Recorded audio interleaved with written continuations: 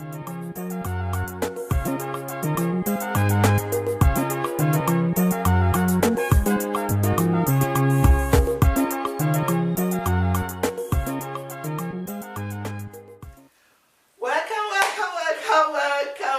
back to our show. Once again, my name is Mrs. Augustina. Help me welcome my friend, Mrs.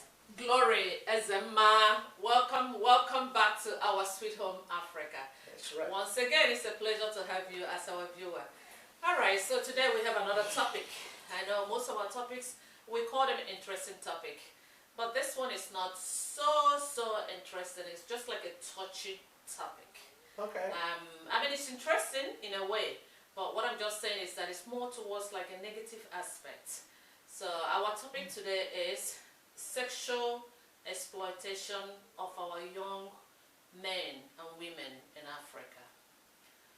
Our young men and women, especially the ones that are unemployed, they have become so vulnerable that people are using them more like sex slaves just because they're lacking. So for them to get what they need, then they have to sacrifice their body.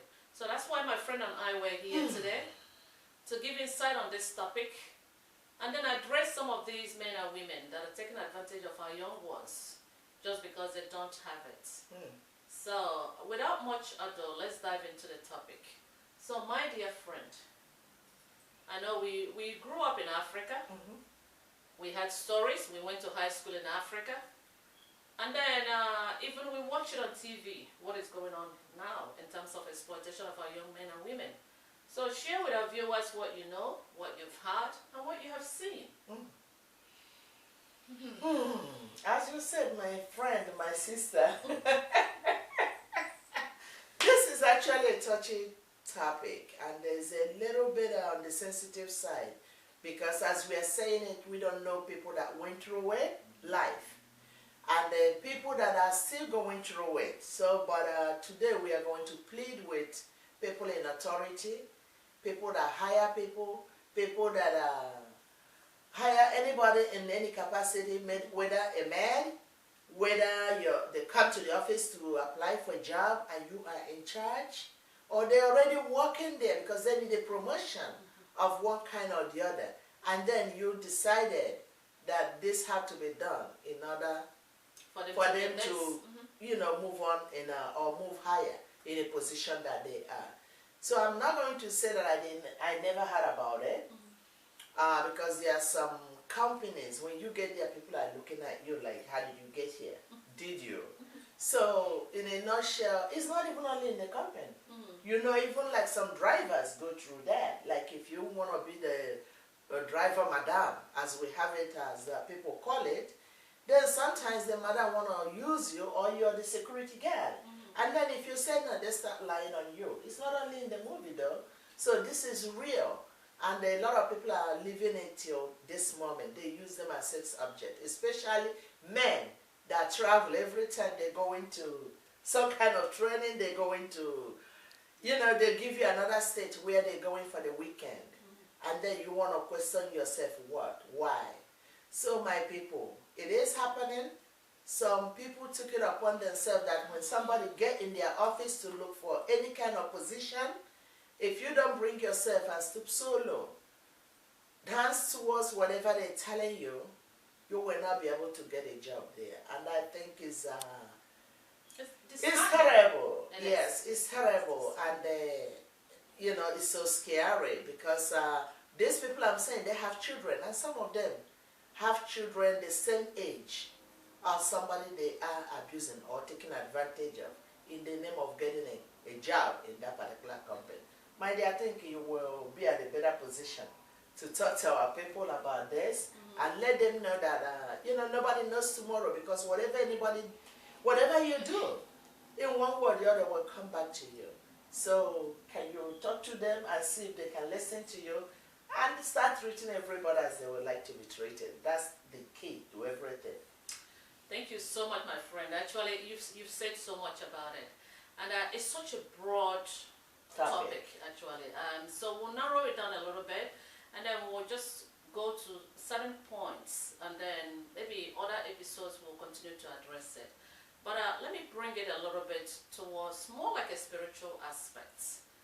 I know sometimes people come to your office. Let's say you're the boss, and then you have a very young, beautiful woman that came over to be interviewed, and then you hired her. And maybe you hired her to be, let's say, your secretary, or to be even your advisor, let's say if you're in a political office. And then all of a sudden you start sleeping with this girl.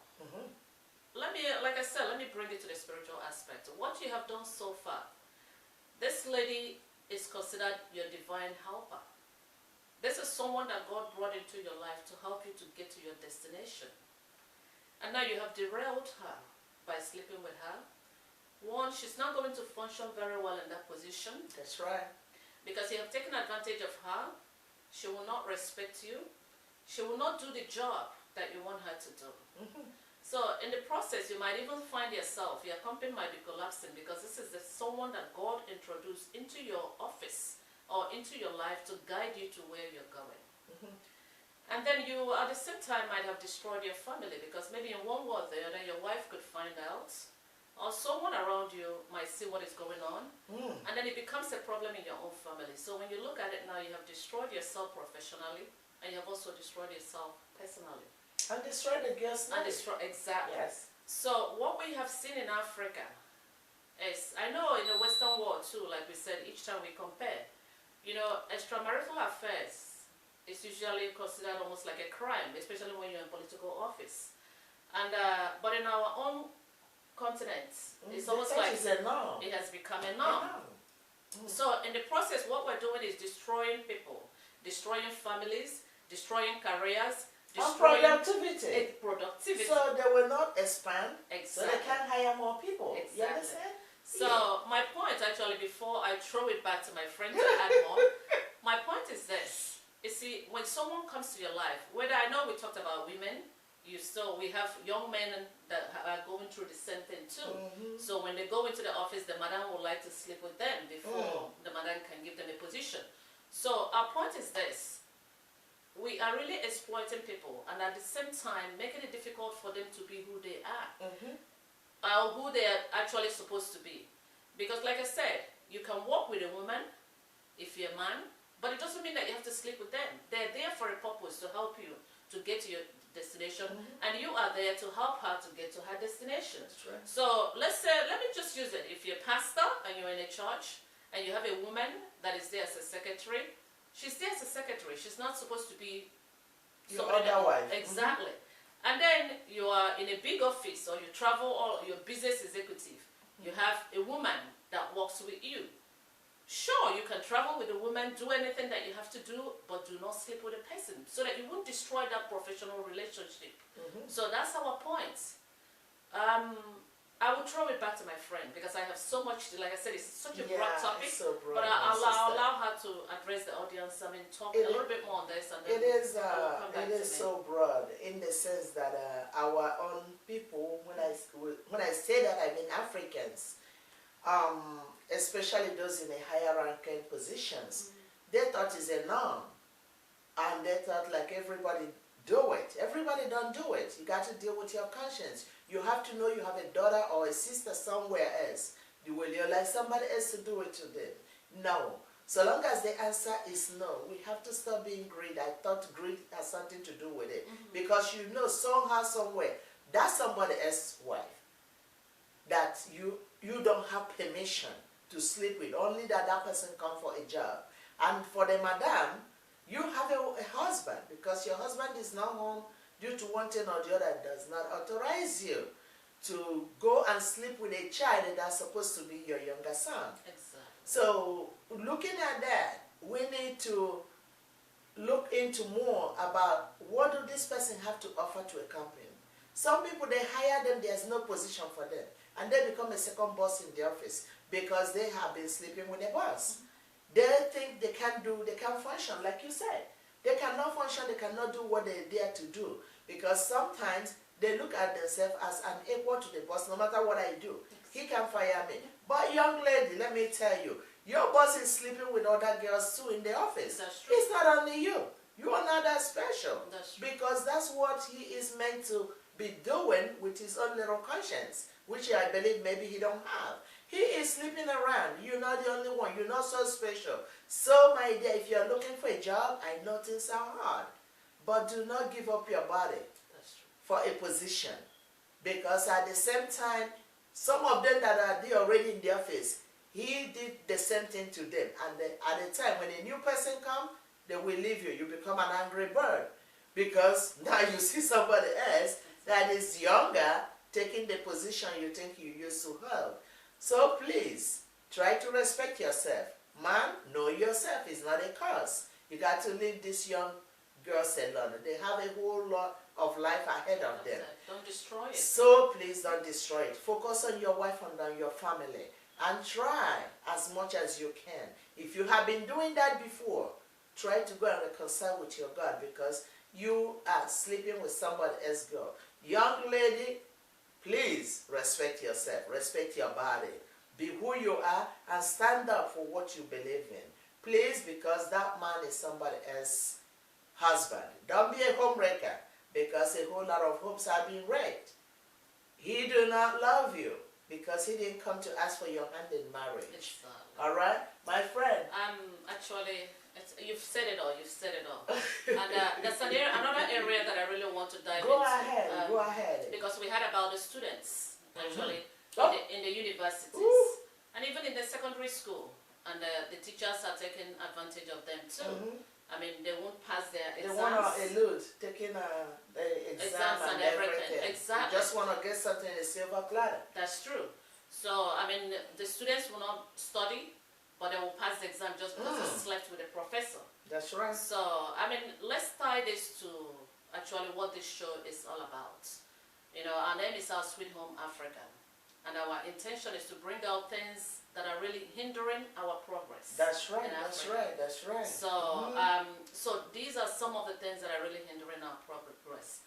Like we said, I mean, when you hire someone in the office, they're not doing what they're supposed to do. So the productivity is very low everywhere. Just because people are just going around doing these, you know, sexual exploitation. So if we can really concentrate on why we're in a place. If you're a student, you go there, you study. If you do well, you will pass. If you don't do well, if you have to repeat a class, you repeat a class. You don't have to sleep with a professor so that you won't pass the class. And then the professors themselves, just like my friend said, these are people's children. Would you like your daughter to be exploited like this if she's in a college or if she's in a university anywhere in Africa? And it doesn't matter wherever it is. I know like we said, the show is about Africa. That's why we concentrate on Africa. But wherever you are, even if you travel to the Western world, stop taking these students out of school and then bring them to the Western world here. They're not your wives. I mean, like I said, would you want someone to take your daughter, take them from the university where they are in any part of Africa, and then bring them to the Western world here and exploit them sexually? Would you feel good? So,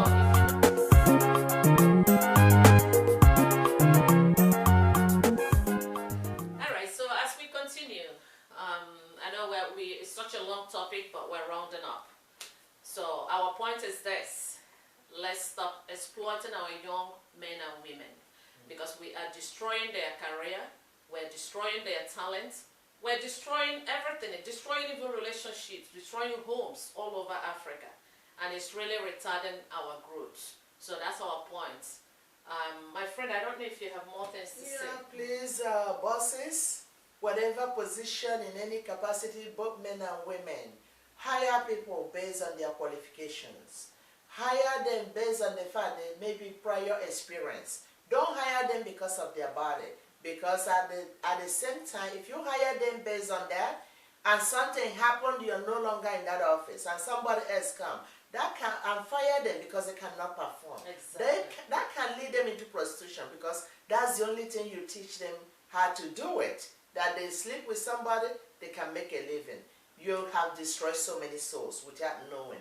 You have made some people commit suicide, become addicted to drug, in order not to think about what they went through you. Please, sir, please, ma, Leave the young guys alone. They are not your, none of them is your husband.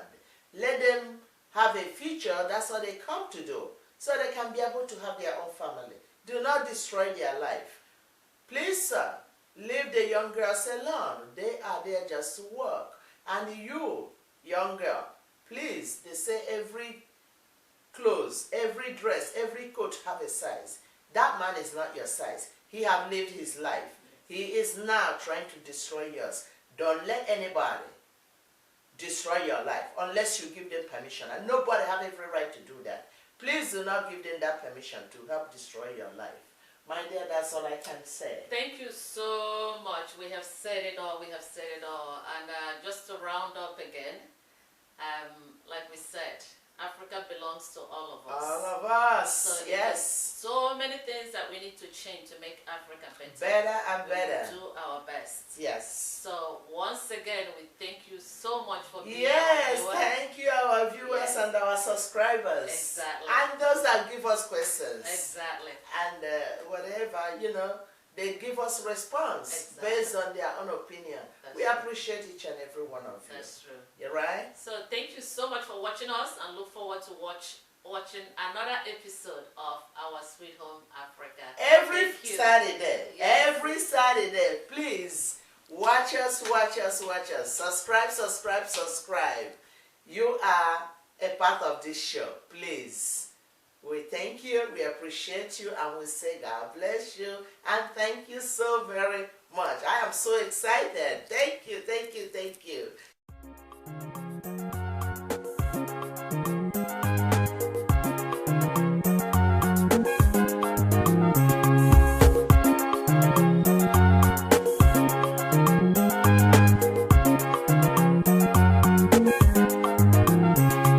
United we will try.